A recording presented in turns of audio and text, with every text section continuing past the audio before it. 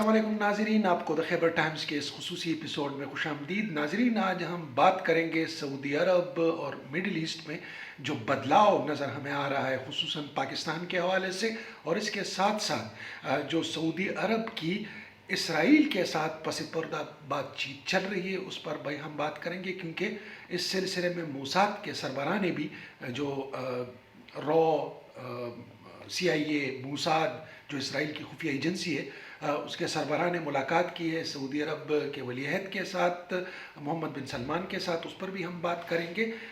लेकिन उन नाजरीन के लिए जिन्होंने अभी तक इस चैनल को सब्सक्राइब नहीं किया, वो इस चैनल को सब्सक्राइब करें और बर वक्त नोटिफिकेशन पाने के लिए बेल का आइकन ज़रूर दबाएं जो घंटी का निशान बना हुआ है। इसको प्रेस करें ताकि जो ही हम वीडियो अपलोड करेंगे वो आप तक पहुंचती रहेगी। नाजरीन, दुनिया भर में इसराइल के क़याम के बाद मुस्लिम दुनिया की जानिब से इसराइल को ना मानने के हवाले से जो पॉलिसी इख्तियार की गई थी, उसमें पाकिस्तान सरफहरिस्त रहा। और इसकी बुनियादी वजह ख़ुद बाबाए कौम कायद आज़म मोहम्मद अली जिन्नाह का इनकार था कि वो इसराइल के वजूद को तस्लीम नहीं करते थे जब तक फ़लस्तीन के जो अवाम थे या फ़लस्तीनी हुकूमत उसको तस्लीम ना करे, या जो उनके साथ उनकी हक तलफी हुई है, उनकी ज़मीनों को उनसे छीन कर इसराइल बनाया गया है। वहाँ से ये पॉलिसी शुरू हुई थी। और ख़ुसूसी तौर पर एक ऐसे वक्त में जब कई सारे मुस्लिम ममालिक ने इसराइल को तस्लीम किया था, दुनिया भर की और ख़ुसूसन इसराइल की नज़रें लगी थी पाकिस्तान के ऊपर। और बुनियादी वजह उसकी क्या थी? वो थी एटमी सलाहियत का हामिल एक मुस्लिम मुल्क। तो इसराइल को इस हवाले से जो तवक्कुआत थी या वो जो कोशिशें कर रहा था कि किसी तरीके से मुस्लिम उम्मा की सबसे मजबूत ताकत को रजामंद किया जाए जो इसराइल के वजूद को तस्लीम करने पर। क्योंकि आपके पास अगर पासपोर्ट होगा तो उसके ऊपर साफ लिखा है कि ये पासपोर्ट इसराइल के लिए कारआमद नहीं है, यानी हमारी डिप्लोमेटिक टाइज भी नहीं थी, हमारा कोई उनके साथ राबिता नहीं था, और हम दुनिया भर के मुसलमानों की तरह फ़लस्तीनियों के साथ खड़े थे। और आपने देखा भी होगा कि खुसूसन जो मजहबी जमातें हैं, मैं ज़िक्र करना चाहूँगा जमात इस्लामी की, फिर जमीयत उलमा इस्लाम और दीगर जो मजहबी जमातें हैं, वो पूरे तरीके से फ़लस्तीन काज के साथ खड़ी रहीं। साथ में पाकिस्तानी रियासत भी फ़लस्तीनियों के साथ खड़ी थी। तो एक ऐसे वक्त में जब पाकिस्तान की ज़रूरत थी 40 सालों से, ख़ुसूसी तौर पर अफ़गानिस्तान के हवाले से, क्योंकि मग़रिब की जो जान थी वो अफ़गानिस्तान में फंसी हुई थी, और यही वजह थी कि वो पाकिस्तान के ऊपर दबाव नहीं बढ़ा सकते थे। लेकिन 2005 में पहले वज़ीर ख़ारिजा पाकिस्तान जो थे उन्होंने मुलाकातें की इसराइलियों के साथ। उसके बाद सदर मुशर्रफ ने ख़ुद इजरायली प्राइम मिनिस्टर के साथ 2005 में मुलाकात की। और एक लिहाज से अगर आप देखें तो जनरल मुशर्रफ हामी थे इसराइल को तस्लीम करने के, उसके साथ रवाबित बढ़ाने के, और उसकी बाकायदा वीडियोस भी मौजूद हैं। तो एक जानिब अवामी सतह पर हम मुखालफत कर रहे थे, सियासी सतह पर हम फ़लस्तीनियों के साथ खड़े थे, लेकिन दूसरी जानिब बैक चैनल डिप्लोमेसी का अमल भी जारी था। प्रोजेक्ट इसराइल के नाम से इस प्रोजेक्ट का आगाज़ तो बहुत पहले हो गया था, जिस तरह मैंने जिक्र किया था, लेकिन उसके बाद ये सोचा गया कि किस तरीके से पाकिस्तान को घेरा जाए। एक ऐसे वक्त में जब अफ़गानिस्तान के हवाले से पाकिस्तान की अफादियत को मगरबी दुनिया कमज़ोर समझ रही थी, और ये समझ रही थी कि पाकिस्तान अब किसी काम का नहीं है हमारे, उस वक्त आपको याद होगा सीपेक की शक्ल में चीन आगे बढ़ा पाकिस्तान को सपोर्ट देने के लिए।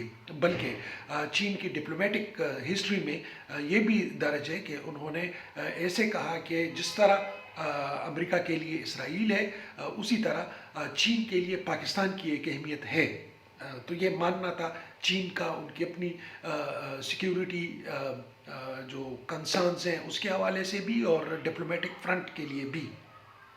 सी पैक का आगाज़ हुआ, आपने देखा मीडिया के ऊपर पाक चीन दोस्ती, हर जगह अखबारात के अखबारात फ्रंट पेज के भरे पड़े थे इश्तिहारात से। सी पैक के नून लीग का दौर था, चीनी ज़ुबान सीखने के लिए मराकज़ कायम किए गए पंजाब के अंदर। एक कंट्रोवर्सी थी कि खैबर पख्तूनख्वा और बलूचिस्तान को अलग रखा जा रहा है। मतलब हर रोज़ सी पैक के हवाले से कोई ना कोई ख़बर थी। सी पैक अथॉरिटी बनी, गवादर में कामों का आगाज़ हुआ और आहिस्ता आहिस्ता पाकिस्तान मगरिब को आंखें दिखाने लगा। ऐसे ही एक चक्कर के अंदर पाकिस्तान की जानिब से जितने भी मगरिबी नवाज़ यहाँ पर लॉबीज़ थी उनका सफाया किया गया, वीज़ों के अजरा में ताख़ीर की गई उनके लिए। बहुत सारी ऑर्गेनाइजेशन को बंद कर दिया गया जो अमरीकी, खुसूसन अमरीकी ऑर्गेनाइजेशन थी।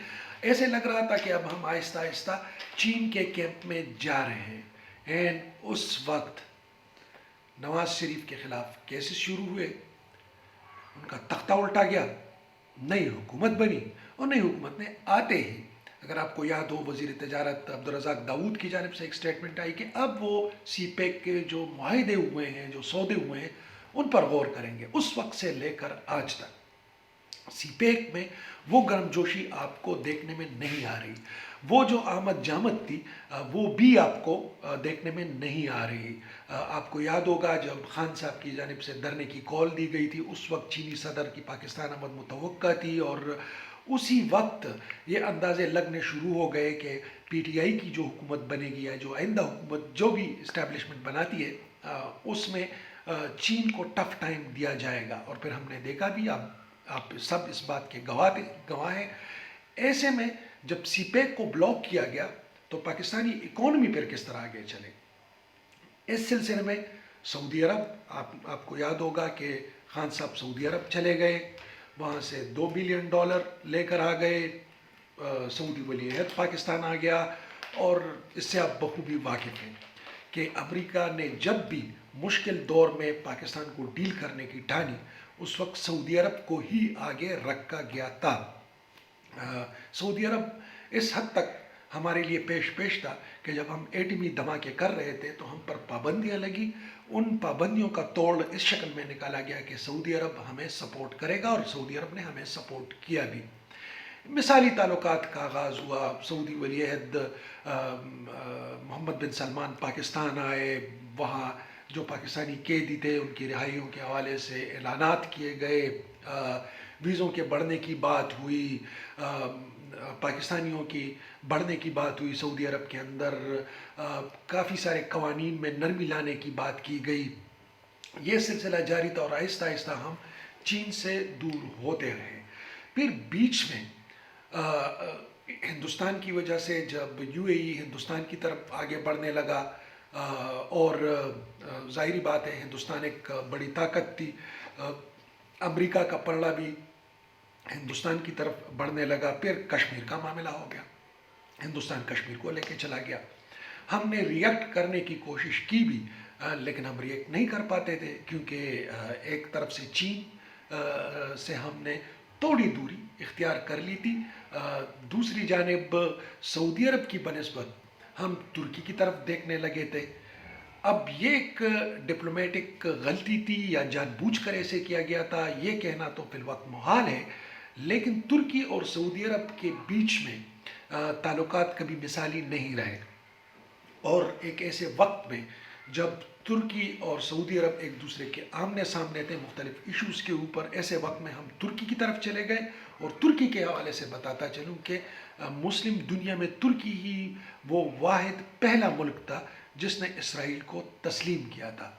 और उर्दुगान के दौर में इसराइल के साथ जो ज़ाहिरी बात है यहूदियों का एक मुल्क है, प्योर यहूदियों का और प्योर यहूदियत के नज़रिए के ऊपर बना है, जिस तरह पाकिस्तान इस्लाम के नज़रिए पर बना है, उन यहूदियों के साथ, उस इसराइल के साथ उर्दुगान के दौर में सबसे तारीख़ी बिज़नेस हुआ दोनों मुल्कों, ये मतलब इसराइल और तुर्की के बीच में। तो इनडायरेक्टली एक लिहाज से आप ये कह सकते हैं कि तुर्की के कैंप में जाकर हम इसराइल के तोड़े से करीब हो गए। इस दौरान हमने जब तुर्की ड्रामे और तुगल की तो हम बहुत बात करते हैं, जब उसको यहाँ ब्रॉडकास्ट किया गया तो सऊदी के जो करीबी, सऊदी अरब के जो करीबी हल्के हैं वो भी काफ़ी नाराज़ थे। لیکن ہم اس دوران یہ نہیں سمجھ پائے کہ چاہے ترکی ہو چاہے سعودی عرب، ان کے پیچھے امریکہ اور اسرائیل ہی ہے، اور وہی ہوا بھی۔ اب گزشتہ ایک ہفتے سے ترکی اور سعودی عرب ایک بار پھر ایک دوسرے کے قریب آ گئے۔ اب ایک ایسی سچویشن میں ہم ظاہری بات ہے، ہم تو ترکی کے کاتے میں تھے، لیکن ترکی بھی سعودی عرب کے کاتے کی طرف چلا گیا۔ خود سعودی عرب کے فرمان روا محمد بن سلمان نے گزشتہ روز اسرائیل کی خفیہ ایجنسی موساد کے سربراہ سے خفیہ ملاقات کی، اور یو اے ای کے بعد، کیونکہ یو اے ای نے بھی اسرائیل کو تسلیم کر لیا ہے، سوڈان نے بھی کر لیا ہے، ترکی ایجپٹ کے حوالے سے تو میں نے پہلے سے کہہ دیا، اب پاکستان کی باری ہے۔ اور آپ کو یاد ہوگا ناظرین کہ کچھ عرصہ قبل عمران خان سے انٹرویو کیا گیا، اور جب ان سے پوچھا گیا کہ اسرائیل کو ماننے کے حوالے سے آپ پر کوئی دباؤ ہے، تو اس نے کہا بالکل ہے۔ تو جب ان سے یہ پوچھا گیا کہ کون سے ملک کی طرف سے ہے، کوئی دوست اسلامی ملک، اس نے کہا ہاں، لیکن بس آپ یہ بات چھوڑ دیں، تو یقینی طور پر وہ سعودی عرب ہی ہو سکتا ہے۔ مطلب اگر آپ ترکی کی طرف جاتے ہیں، ترکی بھی آپ کو یہی کہے گا کہ اسرائیل سے بنا کر رکھیں، اگر آپ سعودی عرب کی طرف جاتے ہیں وہ بھی آپ کو یہی کہے گا کہ آپ اسرائیل کے ساتھ بنا کر رکھیں۔ آئندہ چند مہینوں میں آپ واضح طور پر دیکھیں گے کہ کھل کر بات ہونے لگے گی اسرائیل کو ماننے کے حوالے سے، اور یہ کہا جائے گا کہ ملکی مفاد ہی، یہ ریاست کی مفاد ہی سب سے بڑے مفاد ہیں۔ لیکن اس کے پیچھے کی کہانی یہی ہوگی کہ بالآخر آج نہیں تو کل، آئندہ کچھ مہینوں میں آپ دیکھیں گے کہ ہم اسرائیل کو تسلیم بھی کر لیں گے، ان کے ساتھ ہم روابط بھی بڑھائیں گے، اور یہ کہا جائے گا کہ جب سعودی عرب جو ایک لحاظ سے اسلامی دنیا کا ایک سپر پاور اس کو کہہ سکتے ہیں، اقتصادی سپر پاور، جب اس نے کر دیا اور لڑائی تھی بھی عرب اور اسرائیل کے بیچ میں، ہمارا کیا ہے؟ ہم اگر اس کو مان لیں تو اس میں کوئی بہت بڑا فرق نہیں پڑے گا، نہ ہماری صحت کو نہ اسلام کی صحت کو، لہٰذا ہمیں معاملات آگے بڑھانے چاہیے۔ ایک طرف کشمیر کا قصہ ختم، اور اب ایسے لگ رہا ہے کہ قریب ہی اسرائیل اور جو فلسطین کی آزادی کی باتیں ہوتی تھی، جو ہماری مذہبی تنظیم اور خصوصاً جو پختونخوا بیلٹ میں جو جذبات پائے جاتے تھے، گو کہ اگر آپ کسی سے پوچھیں کہ فلسطین کہاں ہے تو زیادہ تر لوگوں کو یہ بھی نہیں پتا کہ فلسطین ہے کہاں، لیکن فلسطین کے حوالے سے جو جذبات تھے وہ آپ نے دیکھے۔ اب تاریخ نے ہمیں ایک ایسے موڑ پہ لا کھڑا کیا ہے جہاں ہم اب یہ فیصلہ کرنے پر مجبور ہو گئے ہیں۔ دیکھنا یہ ہے کہ کب تک ہم اس پریشر کو برداشت کرتے ہیں بقول عمران خان، لیکن یہ ہے کہ یہ بات طے ہو گئی ہے کہ سعودی عرب عنقریب اسرائیل کو تسلیم کر لے گا، ان کے ساتھ ڈپلومیٹک روابط پہلے سے ہی بیک ڈور کے چل رہے ہیں۔ اب باری ہے پاکستان کی، تو جیسے کہ میں نے عرض کیا کہ کشمیر کا مسئلہ بھی ختم، فلسطین کا مسئلہ بھی ختم، اب آگے دیکھتے ہیں کہ اس پروجیکٹ کے اندر مزید کیا ہے۔ اس حوالے سے ہم آپ کو فیوچر میں ضرور اپڈیٹ کریں گے۔ اس کے ساتھ ہی ہمیں اجازت دیجیے، اللہ حافظ۔